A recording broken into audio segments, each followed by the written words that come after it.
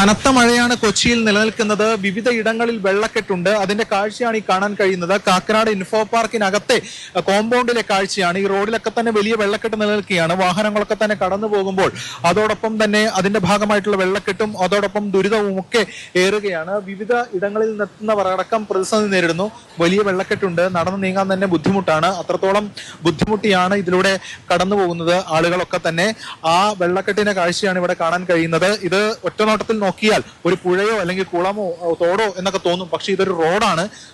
മാത്രമല്ല ഇതിനോട് ചേർന്നുള്ള ഒരു വാക്ക് വേ ഉണ്ട്. ആ വാക്ക് വേക്ക് അകത്തെ കാഴ്ചയും ഇത് തന്നെയാണ്. കാരണം വെള്ളം കെട്ടി നിൽക്കുന്ന സ്ഥിതിയാണ് ഉള്ളത്. വിവിധ ഇടങ്ങളിൽ കമ്പനികളിലേക്കൊക്കെ എത്തുന്നവരുണ്ട്. അവർക്കൊക്കെ തന്നെ ഈ നടന്നു നീങ്ങാൻ പോലും സാധിക്കാത്ത രീതിയിലുള്ള അവസ്ഥയുണ്ട്. വലിയ ഒഴുക്കും നമുക്കിവിടെ കാണാൻ കഴിയുന്നുണ്ട്. ശക്തമായ ഒഴുക്കും ഈ മേഖലകളിലുണ്ട്. അത്രത്തോളം വെള്ളക്കെട്ടാണ് ഇവിടെ ഉണ്ടായിക്കൊണ്ടിരിക്കുന്നത്. ആ ഒരു ബുദ്ധിമുട്ടിലാണ് ജനങ്ങളൊക്കെ നിലനിൽക്കുന്നത്. വലിയ ബുദ്ധിമുട്ടാണല്ലോ.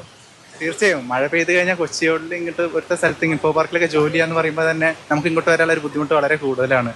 സ്ഥിരമായി മാറിയിരിക്കുകയാണല്ലേ? തീർച്ചയായും ഞങ്ങളിപ്പോൾ ഓട്ടോറിക്ഷയിലാണ് ഇപ്പോൾ വന്നത് തന്നെ. മീൻസ് വാക്കബിൾ ഡിസ്റ്റൻസ് ആണെങ്കിലും അവർ ഇതുവരെ ഗേറ്റ് വരെ വിട്ടുള്ളൂ. അപ്പോൾ അവർ പറഞ്ഞു അകത്തോട്ടിന് പോകാൻ പറ്റില്ല, സോ നിങ്ങൾ വേണമെങ്കിൽ പോയിക്കാൻ നടന്നു നോക്കിയാൽ ഞങ്ങൾ പോരില്ല എന്നൊക്കെയാണ് പറഞ്ഞു. ഇതാണ് നിലവിൽ ഇവിടുത്തെ അവസ്ഥ. പലർക്കും ഓഫീസിലൊക്കെ കയറേണ്ടവരുണ്ട്. പലരും വൈകുകയാണ്. മാത്രമല്ല വാഹനങ്ങൾ ഇതിനകത്തേക്ക് വരുന്നില്ല. കാരണം അത്രത്തോളം വെള്ളക്കെട്ടുണ്ട്. ആ ഒരു ബുദ്ധിമുട്ടാണ് പലരും പങ്കുവയ്ക്കുന്നത്.